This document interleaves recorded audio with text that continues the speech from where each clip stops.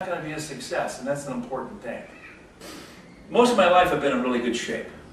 I fought competitively until I was 48 years old. I quit fighting because I was winning fights, but I kept breaking. I'd win the fight, but I'd break the elbow, or something like that. So I went on to other things. I've raced motorcycles for a living and a bunch of other, really cool things. But all along the way, I kept in good shape. Once in a while, if I was injured or something, you wouldn't be able to work out or something, you'd gain a few pounds. But I took real good care of things. And I'll share an interesting story. About 12 years ago, I went in to have a physical. And the young girl walks me up into the office, the little physician's assistant, and she puts the cuff on my arm, and she puts the thing on to check my pulse. And she kind of goes, look on her face, just a minute, and she runs out the door. I'm like, uh-oh, what happened? A couple minutes later, my doctor, whom I've known for years, a guy named Les Weeks, comes walking up, opens the door, and goes, oh, don't worry, that's Pete. My pulse was 27.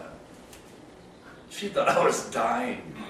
By the way, it's on the second floor. I just walked up the stairs to get there. We're talking about a guy in his 50s. So you can have great shape at later ages. Now, I just had another physical about 2 months ago. Now, I was really scared. For the first time in my life, I haven't been eating well. I haven't been exercising as much as possible because I found the blessing of a cubicle job for a while. I mean, sitting in a chair on a computer. I moved away from my gym and I moved away from my support network. And I moved into the mountains and stuff, so I never got really around to going and doing these things. I got out of my routine and I just blossomed. I just turned into a poppin' fresh dough Pete. So I was pretty frightened. I thought, uh-oh, I'm really going to have a problem here. So what does my doctor say when all my lab tests come back? He says, well, we're all guys. I said, well, you got the prostate gland of a teenager. He says, you've got the EKG come out of a textbook. He says, well, your cholesterol is up to 156. You got, normally around 120 something. Your triglycerides and your fasting, you're like a guy 25 years old. I don't take any pills. I don't have any, I'm on no medications. And he says, I don't know if I have any other 60-some-year-old guys in my practice that are on either some kind of beta blocker or high blood pressure or on something for type 2 diabetes or whatever. So what you've got to learn, you get in shape, it has residual effects. You can stray a little bit, And I also have friends that have never gotten in shape. They've never had optimum health. They've never done those things. And they're always sick.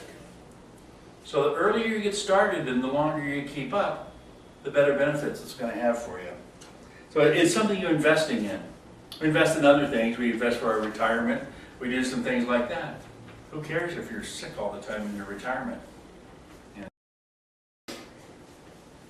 I'm constantly told by people that I know more about nutrition and more about working out than anybody they know. So I think if you look at me right now, I'm living proof. Just knowing about it doesn't mean much. I mean, a third of the doctors that I know, and maybe more of the nurses than a third that I know, smoke cigarettes. You ever notice doctors smoke and nurses are really bad about smoking. So if knowledge was something that would help you, don't you think that no doctors or no nurses would smoke? That makes sense? Knowledge doesn't really do much. You have to have a culture, and you have to have an organization or some type of mentor to get these things going for you. And that's what Yusuf's putting together here. Because I could probably sit down, and Yusuf and I could sit down and put together a PowerPoint presentation with all the stuff you need to do. I promise you, you won't do it. Anybody here been to a motivational seminar? Ever been to one of those? Okay, great. What I love about those is you're in the room, right? You're listening to Tony Robbins or Christopher Howard or any of those guys, and rah, rah, rah, rah, rah.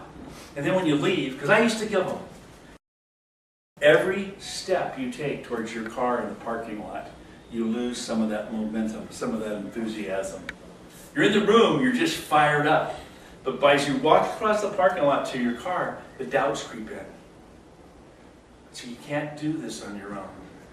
Maybe after you've done it for a few years. I mean, Yusuf's helping me to get back reinstilled in this.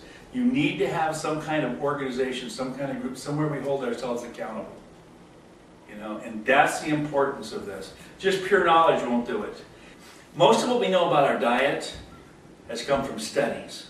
Most of the studies have been funded by whom? Dairy Council, the Beef Council. You know, I know it doesn't apply here, but the Pork Council. You know, hard foods make hard bodies. Okay, there's no getting around that. You can work out all you want, and you'll have hard body, but you'll have a fine layer of soft suet over the top. If you want that thin skin, that hard body, I'll tell you a story about the Pima Indians, and it's one. Dr. Bob Arnott's the one that wrote about this. I don't know if you know him or know of him, but I've actually experienced the same exact thing he has. This part of the world was actually all Mexico at one time. You know, this is Aslan here. So when the United States and Mexico had a little fight, and we took this side and they had their side, we cut the nation of the Pima Indians, just chopped them right in half. There are Pimas on the United States side, Pimas on the Mexican side. Well, they had migrated from Mongolia through the land bridge and come down, and they walked right past Carmel Valley, and Pacific Grove, and all these other places, and settled in the Sonoran Desert. Why? Because that's what they knew.